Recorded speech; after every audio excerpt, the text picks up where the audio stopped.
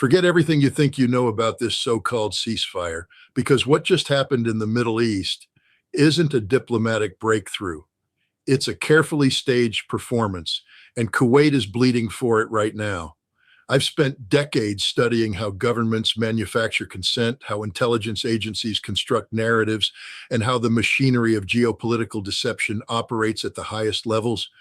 And what I'm watching unfold in the Gulf today has every hallmark of a setup, not a peace deal, a trap. And before this is over, you're going to understand exactly who said it, who walked into it, and who's going to pay the price. Let me be clear about something from the outset. I didn't spend years as a weapons inspector in the most volatile regions on earth to sit here and nod along while the mainstream media feeds you sanitized talking points about a ceasefire that was announced with one hand while the other hand was already pulling a trigger. That's not analysis. That's theater. And my job, the job I've been doing since long before most of these television pundits ever picked up a microphone, is to cut through the theater and show you what's actually happening on the ground. So let's do exactly that. The ceasefire announcement came out of Trump's team with the kind of fanfare you'd expect from an administration that desperately needs a foreign policy win. And I want to be precise here because precision matters in intelligence work and it matters in honest commentary. Getting any kind of agreement in the Middle East is not nothing. The region is a labyrinth of competing loyalties, ancient grievances, sectarian divisions, and external interference from every major power on the planet. I've been in those rooms. I've watched American diplomats try to navigate those waters. It is genuinely difficult work, but difficulty does not equal legitimacy. And a piece of paper with signatures on it means absolutely nothing if the fundamental power dynamics that drove the conflict in the first place remain entirely unchanged, which they do, which they always do when Washington announces one of these breakthroughs. Here's what the mainstream media is not telling you about the timing of this announcement. Oil markets crashed, not spiked, crashed. Prices dropped hard and fast the moment the ceasefire news broke. Now, every first-year economics student can tell you that conflict in the Middle East drives oil prices up and the prospect of peace brings them down. That's basic supply chain logic. Traders priced in stability, opened their positions accordingly, and crude took a significant hit within hours. But I want you to think about who benefits from that price drop and who gets hurt by it, because that question, that single question, tells you more about the real architecture of this situation than any press conference ever could. And I'll come back to that in just a moment, because the answer is going to reframe everything you think you understand about Iran's position in these negotiations. Having served in military intelligence, I can tell you that one of the first things you learn is to watch what actors do, not what they say. Statements are for public consumption. Actions are the truth. And the action that happened within hours of this ceasefire announcement was an attack near Kuwait. Let that land for a second. A ceasefire, a supposed halt to hostilities brokered by the United States government at the highest levels, was announced. And then, almost immediately, Kuwait came under fire. Now, there are only two explanations for that sequence of events.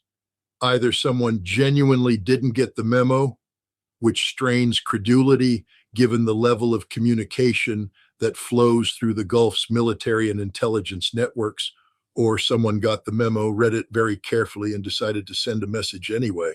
In my experience in the Middle East, it is almost always the second option. Kuwait is not just another country on the map. I need you to understand the strategic weight of what I'm talking about here. Kuwait sits at the northern tip of the Persian Gulf, bordered by Iraq to the north and Saudi Arabia to the south. It is one of the most critical choke points in the entire global energy infrastructure. Roughly 20% of the world's oil passes through this region. When Kuwait bleeds, the entire global economy feels the pulse. Every tanker route, every shipping lane, every energy contract tied to Gulf crude, all of it runs through or near Kuwaiti waters. An attack near Kuwait is not a local incident. It is a message transmitted in the language that the entire international community understands fluently. the language of disruption, leverage, and controlled escalation. Whoever carried out those strikes knew exactly what they were doing. This was not random, this was calibrated. And here is where I want to introduce a concept that most analysts dancing around the edges of this story are either too cautious or too ignorant to name directly. It's called escalate to de-escalate. It is a doctrine, not a theoretical one, but an operational one used by state and non-state actors alike, in which a party publicly enters into a peace process while simultaneously executing a show of force to preserve its negotiating leverage. You make the deal in the daylight. You keep the knife on the table in the dark. And the reason you do that is because in asymmetric negotiations, negotiations where one party holds significantly more conventional military power than the other, the weaker party cannot afford to appear weak. The moment Iran or any Iranian-aligned proxy is seen to simply accept an American brokered deal without demonstrating that it retains the capacity and the will to project force, it loses everything at the negotiating table. Everything. So what looks like a contradiction, ceasefire announcement followed immediately by an attack, is actually a perfectly coherent strategic signal. It's saying we can deal, but we are not desperate, we are not broken, and we can reach out and touch you whenever we choose. Stay with me, because what I'm about to get into next is the part of this story that virtually no one in Western media is willing to discuss honestly: Iran's actual strategic calculus and why the oil price drop that everyone is celebrating right now may be precisely the weapon being used against Tehran at this very moment. The reality is that Iran has been under crushing economic pressure for years. American sanctions have hammered the Iranian economy with a brutality that rarely gets acknowledged in polite Washington conversation. The Iranian rial has collapsed. Inflation has been savage. The Iranian government's ability to fund domestic programs, maintain social stability, and support its network of regional proxies, Hezbollah in Lebanon, the Houthis in Yemen, various militia forces in Iraq and Syria, all of that depends directly on oil revenues, and oil revenues depend directly on oil prices. When crude prices fall sharply, Iran bleeds, not metaphorically, financially, operationally, strategically. A significant drop in oil prices following a ceasefire announcement that Iran may or may not have fully endorsed is not neutral news for Tehran. It is economic pressure applied with surgical precision. And the question you have to ask, the question I am asking based on everything I know about how Washington operates, is whether that price drop was a side effect of the ceasefire announcement or whether it was, in part, the point of it. I've watched American foreign policy manufacture economic pressure as a geopolitical weapon for my entire career. Sanctions regimes, currency manipulations, coordinated market signals, these are tools in the toolkit, and they have been used against adversaries with ruthless consistency. So when I see a ceasefire announced and oil prices immediately crater in a way that specifically damages Iran's fiscal position, I do not assume coincidence. I look for the mechanism. I look for who had the motive, the means, and the opportunity to engineer that sequence of events. And what I find is not reassuring. Saudi Arabia is watching all of this with the kind of quiet intensity that only a kingdom sitting on top of the world's largest conventional oil reserves can manage. Riyadh has a deeply complex relationship with both Washington and Tehran, and the Saudis have spent years trying to calibrate their OPEC plus production decisions to keep crude prices at a level that keeps their national budget solvent. Saudi Arabia's entire economic model, the social contract between the House of Saud and the Saudi people, the massive infrastructure projects, the diversification programs, all of it runs on a specific price per barrel. When prices drop too far, too fast, It doesn't just create market volatility, it creates political pressure inside the kingdom, and political pressure inside Saudi Arabia has a way of radiating outward into every corner of Gulf security architecture. The Saudis are not passive observers here, they are players. And right now, they are watching Trump claim a diplomatic victory while their own fiscal calculations are being scrambled by the very market reaction that victory produced. But if you thought that was complicated, it only gets worse from here, because Israel hasn't said a word publicly about this ceasefire that I find remotely convincing, and their silence is more informative than any statement they could have issued. Having been in this space long enough to know how Israeli strategic communication works, let me tell you what that silence means. Israel does not trust this deal. Tel Aviv has been absolutely unambiguous in private channels and in public statements that any ceasefire framework that does not include concrete, verifiable, and permanent constraints on Iranian nuclear capabilities is not a solution. It is, as they see it, a delay mechanism, a pause that gives Iran time to regroup, rearm, and reposition. And Israel has demonstrated repeatedly and without apology that it will act unilaterally to protect what it defines as its existential security interests, regardless of what any diplomatic agreement says, regardless of what Washington prefers, and regardless of what the international community demands. The Israeli Air Force did not ask for permission before striking Syria. It did not ask for permission before the operations it has conducted against Iranian assets across the region. It will not ask for permission now. And anyone who thinks a Trump ceasefire announcement changes that calculus does not understand how Israeli strategic decision-making actually works. What you're watching in the Gulf right now is not one story. It is 4 or 5 stories running simultaneously, intersecting in ways that the headline writers either cannot or will not map accurately.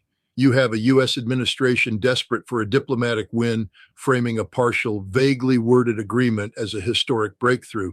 You have Iran signaling through proxy action near Kuwait that it retains full operational capacity and has not been neutered by this deal. You have oil markets reacting to the surface narrative while the deeper structural tensions remain entirely unresolved.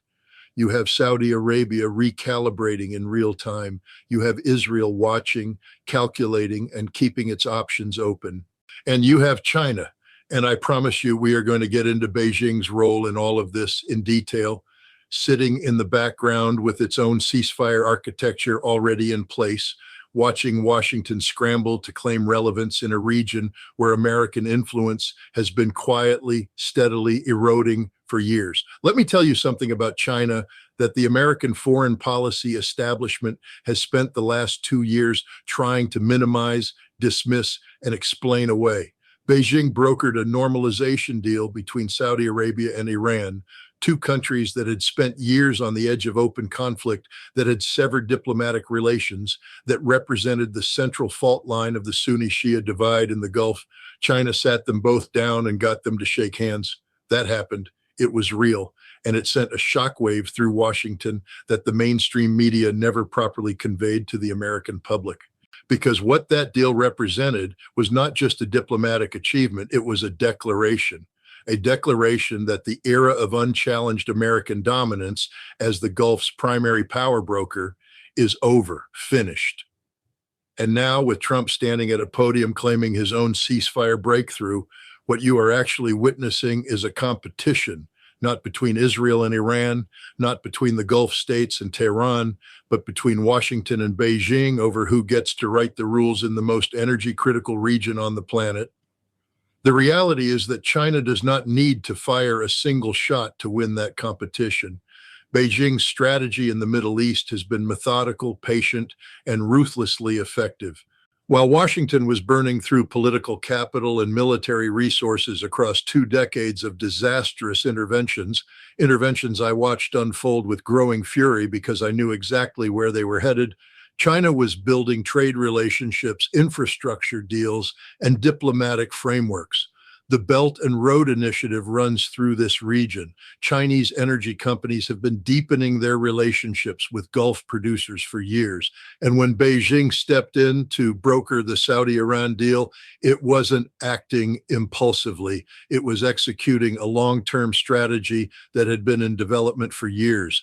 Trump's ceasefire announcement, whatever its actual merits, lands in that context. And in that context, it looks less like a triumph and more like a scramble.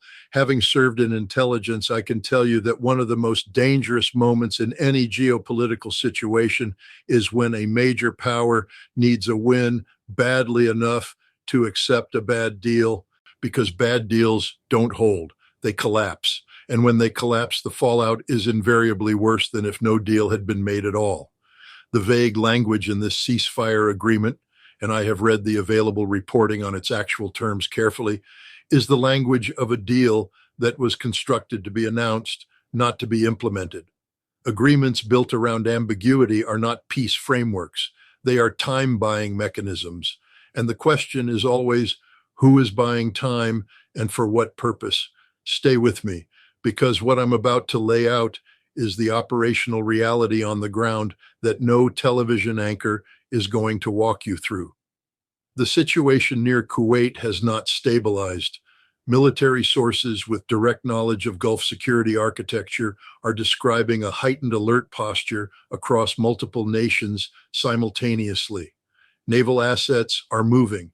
Air defense systems that were on routine standby have been elevated to active monitoring status.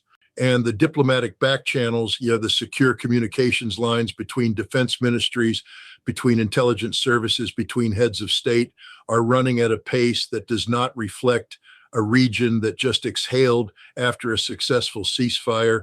They reflect a region that is holding its breath, waiting to see who moves next and how far they're willing to go. This is the part of geopolitics that never makes it into the evening news. The frantic behind-the-scenes communication between governments trying to prevent a small incident from cascading into something catastrophic. I've been part of those conversations. I know what they feel like. And the texture of what's being reported right now from Gulf security circles has the unmistakable feel of a situation that is being managed hour by hour, not resolved. There is a profound difference between management and resolution. And right now, we have the former dressed up in the language of the latter. Let me talk about the oil market reality, because this is where the abstract geopolitics becomes brutally concrete for ordinary people. When crude prices whipsaw, when they drop sharply on ceasefire news and then spike back violently if that ceasefire fractures, the damage is not contained to trading floors in New York and London. It moves through the entire global supply chain with devastating efficiency. Energy companies cut investment. Exploration projects get shelved. Refineries adjust their intake. Transport costs shift. And every one of those adjustments eventually shows up in the price of food, in heating bills, in the cost of manufacturing, in inflation data that central banks then have to respond to with interest rate decisions that affect mortgages, business loans, and household budgets across the entire developed and developing world. The attack near Kuwait was not just a military signal. It was a reminder that the global economy remains hostage to decisions made by a handful of actors in a region the size of the American Southwest. And that vulnerability does not disappear because someone in Washington announced a ceasefire. What the mainstream media won't tell you is that American energy independence, the much celebrated shale revolution, the surge in domestic production that gave Washington the ability to sanction Russian and Iranian oil without immediately destroying its own economy, does not insulate the United States from Gulf instability, not even close. American allies in Europe are still deeply dependent on Gulf energy flows. Japan and South Korea, two of the most important American strategic partners in the Indo-Pacific, run substantially on Gulf crude. The global trading system that underpins American prosperity is stitched together with energy contracts that run through the Strait of Hormuz, past Kuwait, through the Persian Gulf. When that system is threatened, the American economy feels it whether a single barrel of Gulf oil ever touches an American shore or not. Anyone telling you otherwise is either ignorant of how integrated global energy markets actually function, or they are deliberately misleading you. You think you've heard the worst of it? You haven't, not even close. Because the deepest structural problem with this ceasefire, the one that will ultimately determine whether it holds or collapses, is that it does not address a single one of the fundamental drivers of instability in the region. Iranian support for proxy forces across the Middle East did not end with this announcement. Hezbollah is still armed. The Houthis are still operational. Iranian-aligned militia networks in Iraq and Syria are still in place. The underlying sectarian and political tensions that gave rise to those proxy relationships have not been resolved. They cannot be resolved by a ceasefire document because they are rooted in decades of political exclusion, economic marginalization, and the legitimate security concerns of a nation that watched the United States invade its neighbors on both sides and has spent 20 years preparing to ensure it never becomes the next target. I'm not offering a moral defense of Iranian foreign policy.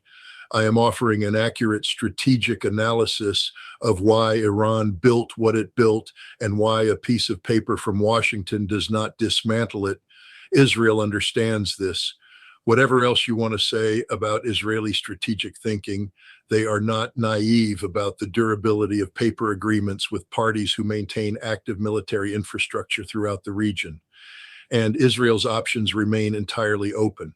The Israeli defense establishment has its own assessment of Iranian nuclear progress. It has its own red lines, and it has demonstrated a consistent willingness to act on those assessments unilaterally and without advance notice. That reality does not change because Trump held a press conference. And any ceasefire framework that does not account for Israel's capacity and willingness to act independently is built on a foundation that can crack without warning. The next 72 hours are going to be the tell. Watch what happens on the ground near Kuwait, not what officials say about it, but what actually happens. Watch whether the Iranian leadership makes public statements that genuinely embrace the terms of this agreement, or whether they speak in the careful, hedged language of parties who have signed something they do not intend to fully honor. Watch the oil markets at the next open. Those three data points will tell you more about the real status of this ceasefire than any amount of official commentary. The big picture here is one that I've been describing for years, and I will continue describing it with the same clarity and the same refusal to soften the edges for political comfort. The old order in the Middle East is gone. The architecture that was built on American military dominance after the Cold War, sustained through the 1990s, damaged severely by the catastrophic invasions of Afghanistan and Iraq, and further eroded through a decade of failed interventions and broken promises. That architecture is not being repaired, it is being replaced. New power centers are emerging. New alliances are forming across lines that would have seemed impossible 15 years ago. China is present. Russia, despite everything, retains influence in Syria and beyond. Regional powers are making independent calculations that no longer automatically defer to Washington. And into that transformed landscape, Trump is attempting to plant a diplomatic flag and call it victory. Maybe it holds. I have been wrong before, and I will be wrong again, but that is the nature of honest analysis in a world that does not move in straight lines. But based on everything I know, everything I have seen, everything my experience in intelligence and arms inspection and geopolitical analysis has taught me about how these situations actually unfold, this ceasefire has the structural integrity of an agreement that was designed to be announced rather than honored. The vague language, the immediate violence near Kuwait, the absence of any mechanism for addressing root causes, the silence from Israel, the careful, calculated ambiguity in Iran's public response, all of it points in the same direction. What you are watching in the Gulf right now is not the end of a crisis. It is the opening act of the next one. And when it comes, if it comes, the people who were paying attention now, the people who refused to accept the surface narrative, the people who asked the hard questions about what was really agreed to and what was left deliberately unresolved, those are the people who will not be surprised. That has always been the value of honest analysis, not to predict the future with certainty, but to prepare you for it with clarity. Stay alert, stay skeptical, and never stop demanding the truth from the people who claim to be giving it to you.